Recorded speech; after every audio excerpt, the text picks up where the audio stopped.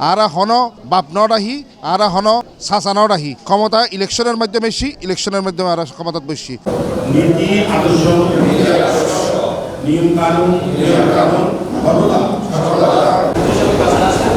Bangladesh jewellers association Chittagong নবনির্বাচিত 2026-28 কার্যকরী পরিষদের শপথ গ্রহণ অনুষ্ঠান অনুষ্ঠিত। মেয়ের 24 তারিখ রবিবার চট্টগ্রাম জেলা পরিষদ টাউন হলের হলরুমত মেজে আয়োজিত এই অনুষ্ঠানত মেজি নবনির্বাচিত নেতৃবৃন্দ আনুষ্ঠানিকভাবে শপথ গ্রহণ করে। আমি সর্বদা সচেষ্ট থাকব।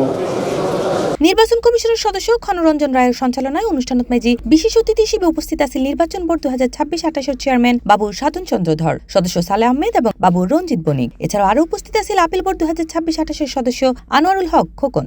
আমি জানি স্বাধীনতা অর্জন করার চেয়ে স্বাধীনতা রক্ষা করা অনেক কঠিন। আমরা স্বাধীনতা অর্জন করে দিয়েছি ইতিহাসের পাতাতে না থাকতে।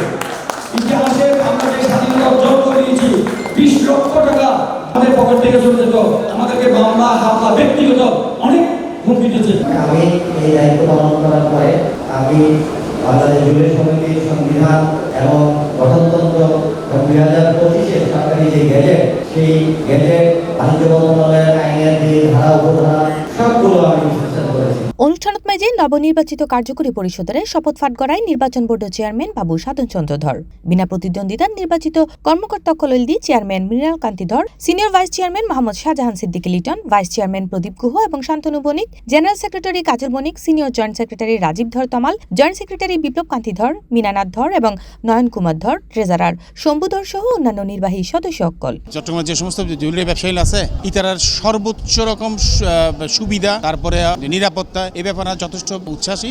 আমরা কিছু নতুন প্রজন্মের কিছু ব্যবসায়ী লইয়েরা আমরা এই কমিটি গঠন করছি যাতে আগামীতে নতুন প্রজন্ম এরা আবার এই ব্যবসায়ী কিছু হাজ গরিত পারে।